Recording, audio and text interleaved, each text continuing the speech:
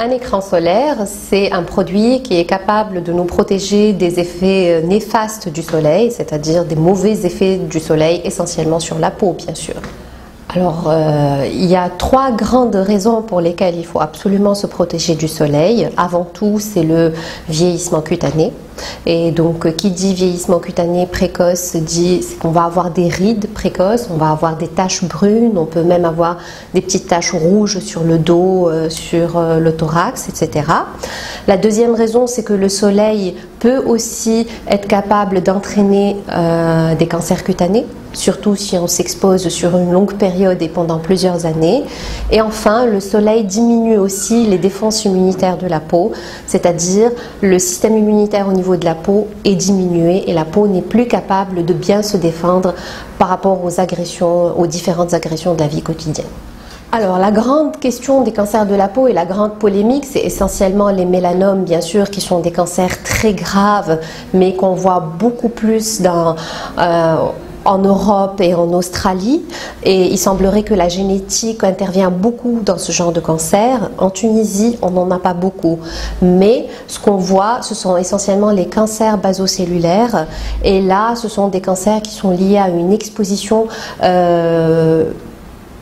chronique, c'est-à-dire dans le temps, qui dure beaucoup sur plusieurs années au soleil, et c'est le cas par exemple de certaines professions comme les marins, les agriculteurs, donc qui après l'âge de 60 ans, donc c'est le soleil qu'on cumule pendant notre vie, c'est pas le soleil du moment mais c'est le soleil des années qu'on cumule, il peut faire un cancer basocellulaire. Ces sujets-là, s'ils ne se protègent pas du soleil, peuvent développer des cancers basocellulaires, qui est un cancer quand même plus gentil que le mélanome.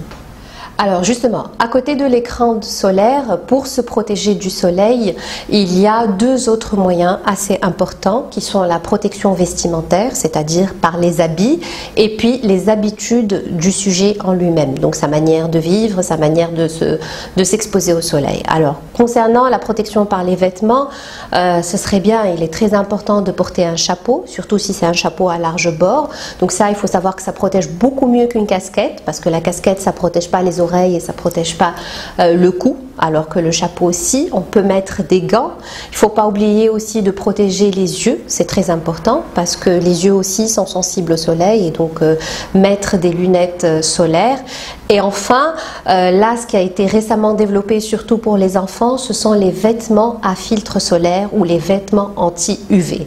Donc c'est des t-shirts ou des shorts ou des espèces de combinaisons qu'on fait mettre aux enfants et qui vont les permettre de protéger au moins une certaine partie de leur corps, et le reste, on doit mettre de l'écran solaire sur le corps, voire même mettre un écran et mettre par-dessus ces vêtements, fameux vêtements anti-UV. Après, donc on avait dit qu'il y a les habitudes du sujet en lui-même, des personnes. Il ne faut pas s'exposer durant certaines heures, ça c'est connu, on n'a pas arrêté de le dire, entre midi et 16 heures. Donc c'est le pire moment où on va s'exposer au soleil, donc c'est le moment où le soleil va être le plus néfaste. Il ne faut pas se dire, c'est bon, j'ai un écran de très haute protection, donc je suis protégée et on va continuer l'exposition au soleil. Ça, c'est aussi une mauvaise habitude. Et il ne faut pas réduire la quantité d'écran, on va en parler tout à l'heure. Donc la quantité à mettre est très importante pour assurer une bonne protection. Voilà. Alors le critère principal et le premier, c'est la sécurité, bien sûr. Donc la sécurité du produit, la sécurité, avoir la garantie du laboratoire, donc acheter son écran en pharmacie, ça c'est très important, pour pas avoir de contrefaçon ou de problèmes d'allergie, etc. et tout ça. Après, il y a aussi ce qu'on appelle l'indice de protection, bien sûr. Donc ça, on le connaît. Ça a été donc il y a eu une grande campagne de marketing par rapport à cet indice de protection. Donc il y a eu une surenchère des indices de 30, 50, après 90, après 100, 100 et plus, des max, etc. et tout. Et là, depuis 2006, il y a eu donc des recommandations européennes où on a interdit de mettre un indice plus que 50. Donc on peut mettre 50 et plus, mais au-delà de 50, ça sert à rien. Donc c'est équivalent. Un écran qui soit d'indice 100 ou un écran qui soit d'indice 60, c'est exactement la même chose. Donc ça a été réglementé et on interdit de mettre 100 ou 90, etc. et tout. Quoique, bon, on peut trouver certains produits sur le marché, mais Ça ne veut pas dire qu'un écran d'indice 90 va protéger mieux qu'un écran d'indice 60. Voilà, ça c'est important à connaître. Quelqu'un qui est de phototype, on va dire de couleur mate, ou quelqu'un qui a la peau claire et les yeux blonds ne réagit pas de la même manière au soleil. Donc le blond aux yeux clairs est beaucoup plus sujet à attraper de coups de soleil et beaucoup plus sensible par rapport au soleil qu'un sujet qui est mat. Donc l'indice de protection va différer va être différent qu'on soit de phototype clair ou de phototype mat, mais globalement en pleine période estivale, en plein été, et surtout si on va à la plage en Tunisie avec notre soleil, il est important de mettre un écran de très haute protection, c'est-à-dire un indice 50+, ou au moins un indice 50, c'est-à-dire un écran de haute protection. Voilà. Après, il y a aussi la quantité qui est très importante. Il faut savoir que ces indices de protection, ils ont été calculés en fonction d'une quantité de 2 mg par centimètre carré de surface corporelle. Donc ça, c'est pas possible à appliquer en pratique, mais je peux vous donner une petite astuce. Donc il suffit de prendre le tube, d'appliquer un doigt, et ce doigt-là, il va il va être suffisant pour protéger le visage et le cou. Il faut encore un autre doigt pour les bras, tout le bras, et encore un autre doigt pour l'autre bras. Après, pour les jambes, ça va être un doigt par face. Pour le haut du dos, pareil, le bas du dos aussi, et puis pour le torse et le ventre, c'est aussi un doigt chacun. Donc voilà, vous imaginez quand même, c'est une quantité importante. Et il est rare que les personnes l'utilisent de cette manière-là. Mais pour assurer les conditions optimum de protection, c'est de cette façon qu'il faut faire. Alors, il vaut mieux appliquer l'écran donc 15 minutes ou 20 minutes avant de sortir, parce que justement, si on l'applique et qu'on sort directement, il y a un risque de choc thermique et donc l'écran peut se dénaturer.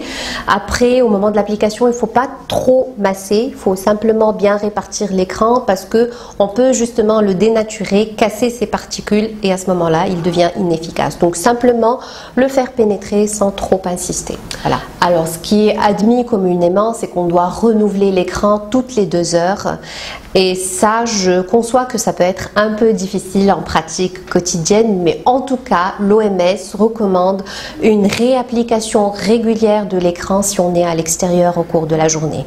Donc globalement, si on est à l'extérieur, au moins le matin, à midi, avant de sortir du boulot éventuellement, et puis dans l'après-midi, en début d'après-midi. Donc un minimum de 3 applications par jour, ça reste quand même assez correct. Si on est à la plage, c'est toutes les 2 heures. Et il ne faut pas oublier que même si on est sous le parasol, il y a toujours la réflexion des rayons UV par le sable. Donc on n'est pas complètement protégé. Même si on est à l'abri, à l'ombre, sous le parasol, on est quand même exposé au soleil. On n'est pas du tout protégé dans l'eau, et justement après donc une baignade, il faut réappliquer son écran parce que même si on dit que c'est un écran waterproof, toutes les recommandations plaident pour qu'on réapplique l'écran après une baignade, après une activité physique intense ou après une transpiration très importante.